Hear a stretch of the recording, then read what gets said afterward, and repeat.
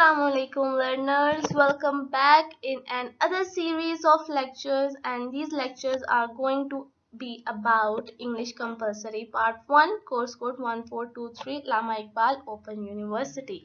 पर ज़रूरी नहीं है कि इन लेक्चर्स से जो फ़ायदा है वो सिर्फ इसी कोर्स कोड के या ओपन यूनिवर्सिटी के स्टूडेंट से उठा सकते हैं। इसमें बहुत सारी बातें ऐसी हैं जो कि सबकी किसी न किसी तरह ग्रामेटिकल प्रॉब्लम्स को सॉल्व करने में हेल्प करेंगी। So do watch these series, and for this you have to subscribe the channel first. So let's start. Bismillahirrahmanirrahim. So we are going to start our lecture with the very first chapter, which has 4 parts in general, and the very first part is about questions.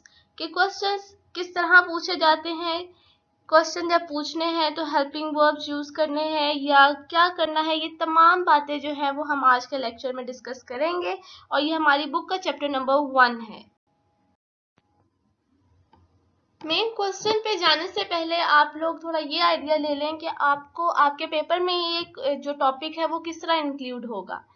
Mainly ये topic आपका as a long question include हो सकता है। For example आपको कह दिया जाए कि आपने इंटरव्यू लेना है तो आप उसके लिए क्वेश्चंस तैयार करें कि आपने कौन से क्वेश्चंस पूछने हैं, या फिर आपको कहा जा सकता है कि ये सिनेरियो है, इस सिनेरियो में अगर इन्वेस्टिगेशन करनी है तो आप क्वेश्चंस जो है वो कैसे प्रिपेयर करेंगे, या कोई भी चीज़ है उसमें डाटा कलेक्शन का जो अमल है उसमें आपने क्वेश्चंस प्रिपेयर करने हैं उसके हिसाब से, या फिर कोई सर्वे या फिर डायलॉग्स ही कहे जा सकते हैं कि अपने डायलॉग्स जो है आंसर क्वेश्चन बेस्ड डायलॉग जो है या इंफॉर्मेशन कलेक्शन बेस्ड डायलॉग जो है वो आप लिखें। तो एक तो ये तरीका इस टॉपिक का इंक्लूड होने में आपके पेपर में। एक तरीका ये भी है कि हो सकता है सेंटेंस करेक्शन हो, फिल इन द ब्लैंक्स हो, या वॉइस चेंज करनी हो, एक्टिव पैसिव वॉइस वाली चीज़ हो, या क्रिएटिव राइटिंग भी अगर आपने करनी है तो इनडायरेक्टली अगर आपको सेंटेंस स्ट्रक्चर पता होंगे तभी आप क्रिएटिव राइटिंग कर सकेंगे। So this was how this topic is going to be included in your final assessment. मैंने जो है इस वीडियो में आपकी बुक के ही स्क्रीनशॉट्स जो हैं वो यूज़ किए हैं ताकि जो है ये आप लोगों के लिए इजी रहे बाद में अपनी बुक्स को भी कंसिडर करना और आप लोगों का कोर्स भी साथ साथ कवर होता जाए। तो फर्स्ट टाइप ऑफ क्वेश्चन की अगर हम बात करें तो स्टेटमेंट आप देख सकते हैं शी इज़ प्रिटी, ठीक है। इस तरह की जो स्टेटमेंट है इसका सेंटेंस स्ट्रक्चर हम लोग डिस्कस कर लेते हैं। सेंटेंस स्ट्रक्चर जो है वो डिस्कस करना इसलिए भी ज़रूरी है कि बाद में जब आपने क्रिएटिव राइटिंग करनी है तो उसमें ये चीज़ आपको हेल्प आउट करेगी। आप इस वीडियो में एक साथ बहुत सी चीज़ें सीखेंगे। क्वेश्चन डेवलप करना, सेंटेंस स्ट्रक्चर्स अगर आपको पता चल जाएंगे सेंटेंस स्ट्रक्चर किस किस तरह के हो सकते हैं, तो अगर आप कोई भी एनटीएस का टेस्ट दे रहे हैं, कोई भी टेस्ट दे रहे हैं पीपीएससी का या जहाँ पे भी ग्रामर का कुछ भी आता है, तो अगर आपको सेंटेंस स्ट्रक्चर पता होगा तो वहाँ पे जब कहते हैं ना आपको identify the part of speech of the underline words, तो वहाँ पे भी ये चीज़ आपको बहुत हेल्प आउट करेगी कि ये जो अंडरलाइन वर्ड है ये कौन से पार्ट ऑफ स्पीच से ताल्लुक़ रखता है, ये सेंटेंस में सब्जेक्ट क्या है, ऑब्जेक्ट क्या है। तो ये सारी चीज़ें आपको उस चीज़ में भी हेल्प करेंगी। तो इस टॉपिक पे हम लोग मल्टीपल चीज़ें कवर करेंगे। जहाँ जहाँ मैंने स्टार लगाए हुए हैं वो आपने अपनी एक डायरी बना लेनी है और ये की पॉइंट्स हैं जो आपको पूरी लाइफ में हेल्प करने वाले हैं। तो आप ये की पॉइंट्स जो हैं वो साथ साथ जो है वो नोट करते जाएंगे। सो क्वेश्चन है शी इज़ प्रिटी। इस तरह के जो सवाल होते हैं इनमें यूजली जो पहला होता है वो सब्जेक्ट होता है, दरमियान में जो वर्ब यूज हुआ होता है ये हेल्पिंग वर्ब भी हो सकता है या ये मेन वर्ब भी हो सकता है, इसे हम कहते हैं लिंकिंग वर्ब। और बाद में अगर सब्जेक्ट के बारे में अगर बात की गई है तो इट मीन्स कि वो सब्जेक्ट कम्प्लीमेंट है। इस कम्प्लीमेंट को आपने दूसरे कम्प्लीमेंट, तारीफ वाले कम्प्लीमेंट से जो है वो मिक्सअप नहीं करना। इस कम्प्लीमेंट का मतलब है कि कोई बात जो सब्जेक्ट के बारे में कही जा रही है। अब इस तरह के सेंटेंस स्ट्रक्चर को हम लोग शॉर्ट फॉर्म में कहते हैं SVC, सब्जेक्ट, वर्ब और कम्प्लीमेंट। अब आपने इसका क्वेश्चन कैसे बनाना है, तो आपने नोट करना है कि ऐसे सवालात जिसमें दरमियान में लिंकिंग वर्ब जो है वो हेल्पिंग वर्ब हो, तो सिंपली आपने उसको उठाकर बिल्कुल स्टार्टिंग में ले आना है। ठीक है। She is pretty, is she pretty, ठीक है। शी वॉज प्रिटी होता तो वॉज शी प्रिटी। नीचे आप देख सकते हैं मैंने आपको बताया है कि अगर ये ऑक्सिलरी वर्ब्स, हेल्पिंग वर्ब्स की एक टाइप है ऑक्सिलरी वर्ब्स, अगर ये ऑक्सिलरी वर्ब्स जो हैं वो यूज हो रहे हैं एज अ लिंकिंग वर्ब्स, तो आपने इनको ही उठा के स्टार्टिंग में ले आना है। तो ये है आपका पहला किस्म, पहली टाइप ऑफ क्वेश्चन डेवलपमेंट। अब बात करते हैं टाइप 2 की। टाइप 2 जो है वो भी टाइप 1 की तरह ही है, लेकिन इसको उन्होंने अगेन आपको बताया क्योंकि यहाँ पे is, am, are, was, were, helping verb के अलावा जो हमारे पास ऑक्सिलरी वर्ब्स या फिर you can say modal verbs होते हैं उनका जिक्र किया गया है। पहली जो आपको स्टेटमेंट दी गई है उसका सेंटेंस स्ट्रक्चर वही है जो कि पिछली स्लाइड पे था। आपने उसी तरह बस हैज जो है यहाँ से लेना है, उसको स्टार्टिंग में लिख देना है और आपका ये क्वेश्चन में चेंज हो जाएगा, ठीक है। अब आते हैं अपनी सेकेंड एग्जाम्पल के पास। अब अपने सेकेंड एग्जाम्पल में अगर आप देखें तो ये वही सेंटेंस स्ट्रक्चर नहीं है। मैं दोबारा बता दूं, सेंटेंस स्ट्रक्चर मैं इसलिए आपको बता रही हूँ कि आपके साथ साथ आप सारी चीजें सीखें थोड़ी थोड़ी कर कर। सिर्फ क्वेश्चंस को बताने के लिए तो 2 मिनट नहीं चाहिए, तो उसको बताने का फायदा भी नहीं है अगर आपको मेन स्टेटमेंट का ही नहीं पता कि मेन स्टेटमेंट कैसी हो सकती है, कैसी होनी चाहिए। तो सिंपल सेंटेंसेस भी आप साथ साथ बनाना सीख रहे हैं और साथ साथ ही उनको क्वेश्चंस में कन्वर्ट करना भी सीख रहे हैं। तो अगर आप अपने सेकेंड एग्जाम्पल पर आए तो सेकेंड एग्जाम्पल में हमारे पास सबसे पहले है सब्जेक्ट, उसके बाद है हमारे पास वर्ब, इसमें हमारे पास मॉडल वर्ब भी है और मेन वर्ब भी है, ठीक है। और फिर हमारे पास है एडवर्ब। इस तरह के सेंटेंस स्ट्रक्चर की शॉर्ट फॉर्म होती है SVA, ठीक है।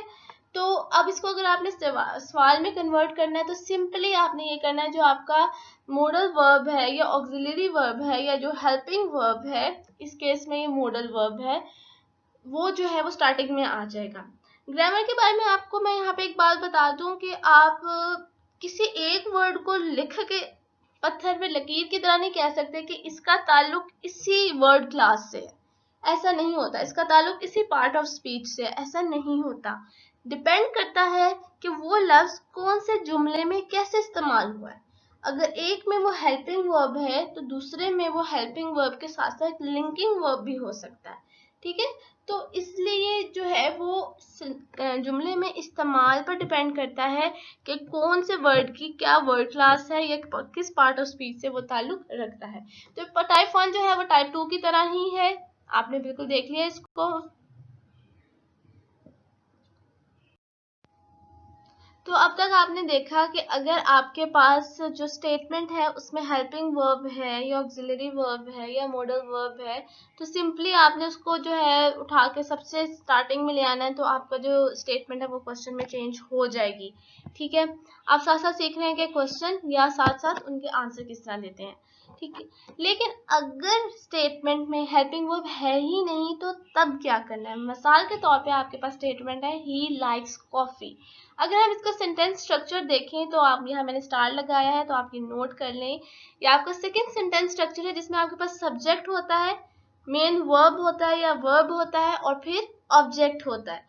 अब इस केस में we do not have any helping verb in our statement. तो अब हमने क्या करना है, तो इस तरह के सवालात जिसमें हेल्पिंग वर्ब नहीं है उसमें आपने डू, डिड और डज का इस्तेमाल करना है। अगर प्रेजेंट है तो यू विल यूज डू और डज, यानी डू या डज, ठीक है। और अगर पास्ट है तो यू विल यूज डिड। अब डू और डज में से कब हमने डू इस्तेमाल करना है, कब डज, वैसे तो आपको पता होगा, लेकिन जब हम टेंसेस देखेंगे तो तब हम इस चीज को डिस्कस डिटेल में कर लेंगे। बस करना आपने क्या है कि डज ही, और डज यूज हुआ है तो लाइक्स के साथ एस जो है वो खत्म हो जाएगा और does he like coffee. Second statement मैंने ऐड किया आपको एक इम्पॉर्टेंट पॉइंट बताने के लिए, ये भी आपने अपनी डायरी में नोट कर लेना है, अपने माइंड में बैठा लेना है। आपको बहुत से सेंटेंस स्ट्रक्चर में ये चीज हेल्प आउट करने वाली है। ही वेंट टू सियालकोट, ठीक है। वेंट से पता हमें चला सेकंड फॉर्म है तो ये पास्ट होगा, तो हमने डिड इस्तेमाल कर लिया, ठीक है। अब आपने गौर करना है कि वेंट को हमने गो में चेंज कर दिया, ठीक है। Did he go to Sialkot. अब यहाँ पे एक रूल आप याद रखें कि एक सेंटेंस में वर्ब की एक ही पास्ट फॉर्म यूज की जाती है। तो हमारे पास जो डिड है ये हमारे पास पास्ट फॉर्म यानी जिसको आप सेकंड थर्ड फॉर्म वगैरह कहते हैं, सेकंड फॉर्म है डू की। ठीक है, एक सेकंड फॉर्म आ गई है, इसलिए हमने वेंट वाली सेकंड फॉर्म को फर्स्ट फॉर्म में चेंज कर दिया है। टाइप 4 में हमारे पास जो एग्जाम्पल है, शी हैज 3 ब्रदर्स।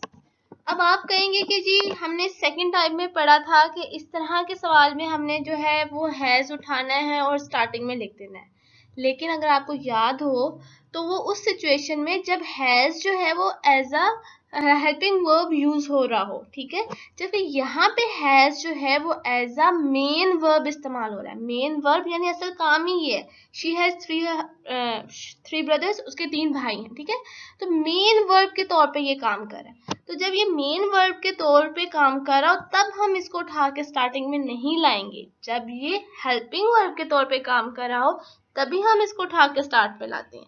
यहाँ पे ये मेन वर्ब है इसलिए हम इसको स्टार्ट पे नहीं लाएंगे, बल्कि हम अपने सब्जेक्ट के हिसाब से फाइनल करेंगे कि हमने जो है वो डू लगाना है, डज लगाना है, और अगर पास्ट है तो डिड लगाना है। ठीक है, उस हिसाब से हमने डज लगाया। और दूसरी इम्पोर्टेंट बात वो ये कि जब आपने इस तरह सवाल बनाना है तो आपने फिर शी हो चाहे ही हो, आपने हैज की बजाय हैव इस्तेमाल करना है। Does she have any brothers लिखा हुआ है गलत, एनी के साथ प्लूरल नहीं आता, यहाँ पे ब्रदर आएगा, ये बुक में गलती है। ठीक है, तो does she have any brother. Next आप देखिए, शी हैज गॉट 3 ब्रदर्स, उसके 3 भाई हैं। अब इस जुमले में गॉट मेन वर्ब है। ठीक है, अब मेन वर्ब कोई और मौजूद है तो इसका मतलब ये हमारे पास हैज हेल्पिंग वर्ब है। अब इस कंडीशन में आप हैज जो है वो उठाकर स्टार्टिंग में ले जा सकते हैं, और जब आप ऐसा करेंगे तब आप हैज को हैज ही रखेंगे।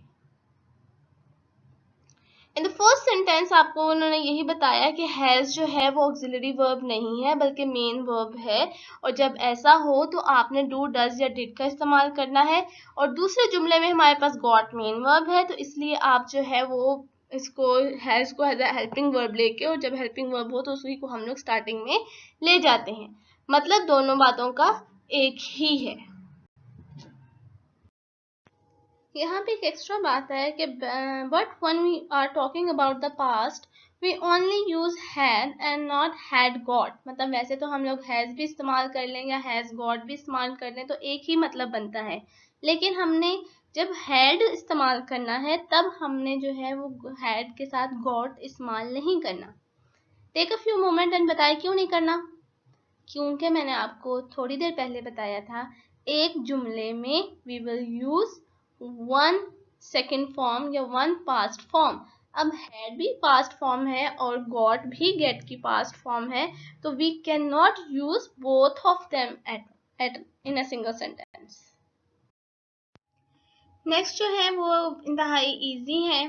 टाइप 5 में आपके पास है कि जब आपने सब्जेक्ट के बारे में पूछना हो और वो सब्जेक्ट जो है वो ह्यूमन हो तो आपने हु का जो क्वेश्चन वर्ड है, क्वेश्चन टैग है, वो यूज करना है। ठीक है, Jamal told me about the film, आपने पूछना है कि किसने बताया फिल्म के बारे में, तो आपने हु यूज करना है।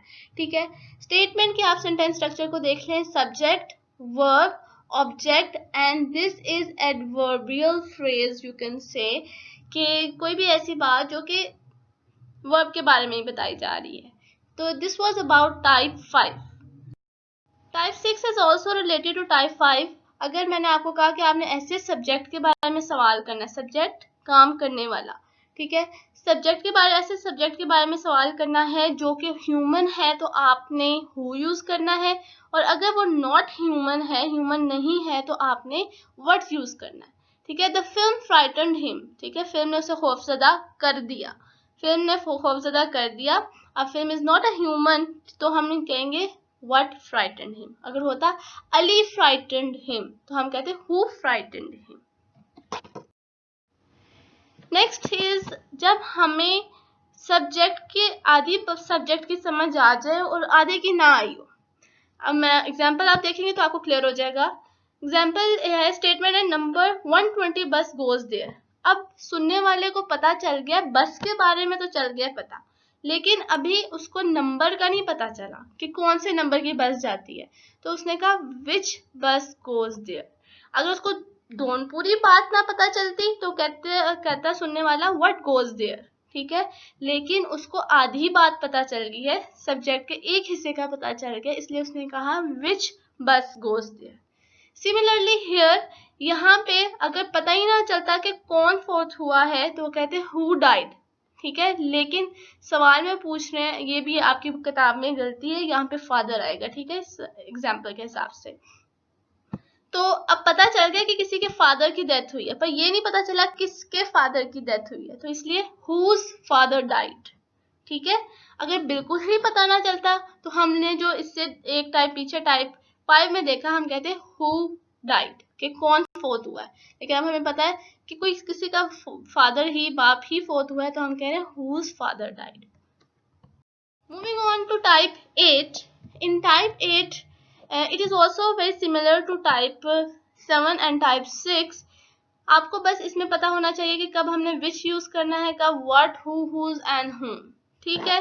he broke the window, अब विंडो के बारे में पूछना है कि क्या टूटा है, तो हम कहेंगे what did he break, okay. फिर did क्यों इस्तेमाल किया है, क्योंकि हमें broke से पता चला कि it is a second form। I met Ali's father, ठीक है। फिर हमने पूछा किससे मिले, तो हु डिड यू मीट।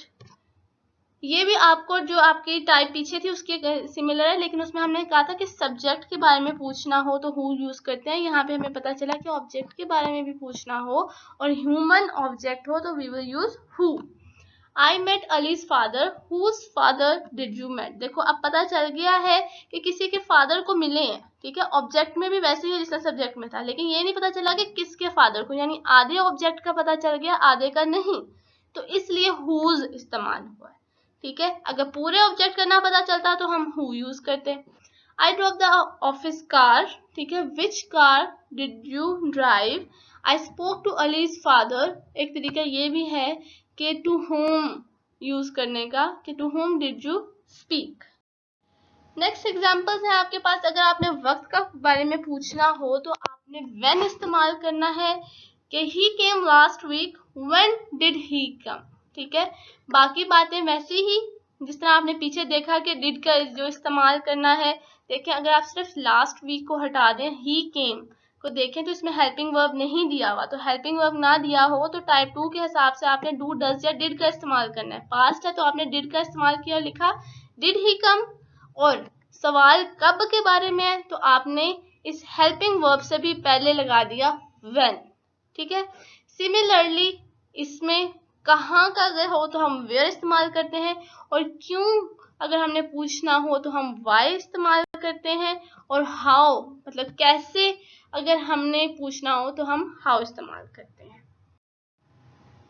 फिर mister Akhtar came yesterday, who came yesterday, ठीक है। ये भी आपका उसी तरह है कि आपने पूरे सब्जेक्ट के बारे में पूछना है तो आपने हु इस्तेमाल किया।